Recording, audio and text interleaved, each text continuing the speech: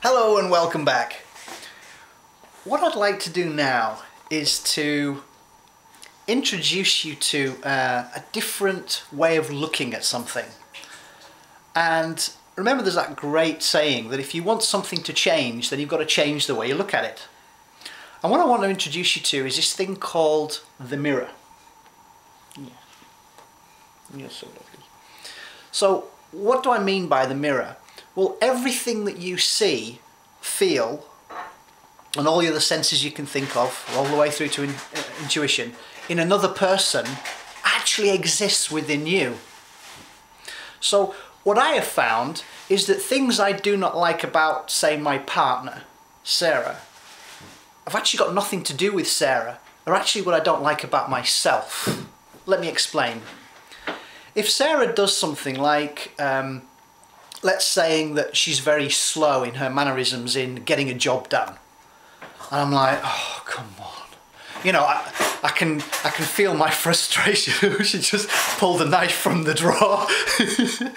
If I get annoyed, you know, or vexed through her actions or non-actions, or something that she said or didn't say, then what I'm actually finding out is that I would have done something differently. In other words, I've just learned something about myself that maybe I didn't know.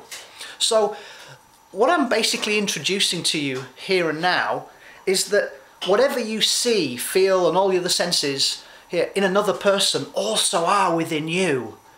In other words, I'll give you one of the things that I used to hold on to is, as you know, I'm a health practitioner. There we go with a label. I'm actually a student and a teacher of health.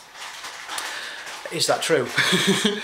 And if I see, say, a woman, or even a man to some extent, standing at the road smoking, I used to get upset. I used to get frustrated. I get angry. I want to shout at them. I'll say, look, you stupid idiot, what are you doing? Yeah, take control of your health.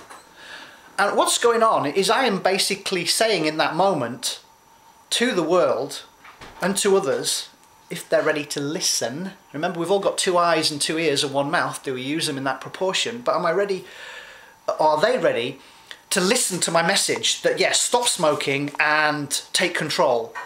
Now, the chances are, if somebody's smoking, they've obviously linked pleasure to it. And again, I'm forming no judgments. But because of my BS, my strong belief systems about not smoking, and in the past being an anti-smokist, or whatever you want to label it as such, I would find my anger and frustration were created by me. Remember, it's my job to mentally, emotionally abuse myself. No one else can do that.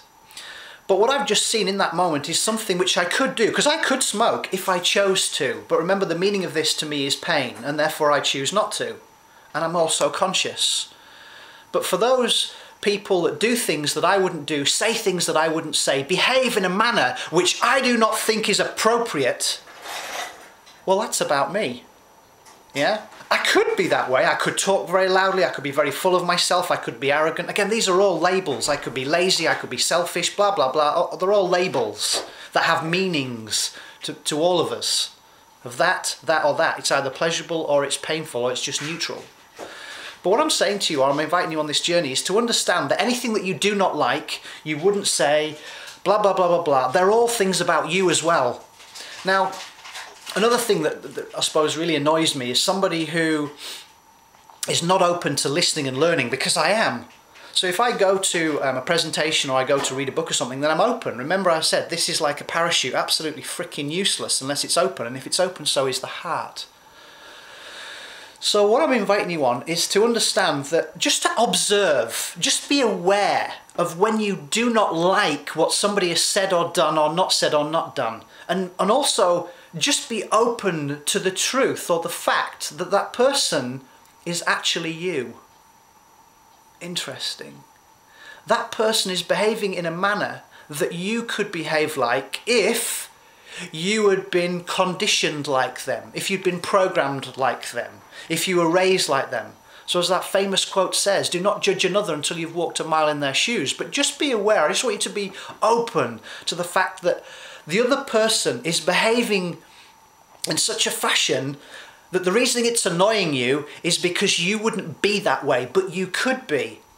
So just imagine if that person was Buddha or Jesus or Muhammad, And they're actually showing you a different way.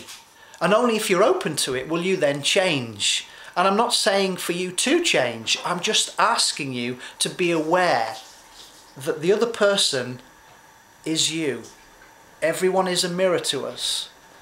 Is that true? Find out. What do you love about yourself? What do you like about yourself?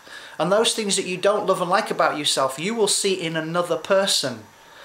And you will either get angry about it, frustrated about it, or maybe subconsciously you're just not aware of it, but you know something's vexing you, something's annoying you. I'm going to leave you with that little quandary. Wishing you a beautiful, gorgeous day. Enjoy. Bye for now.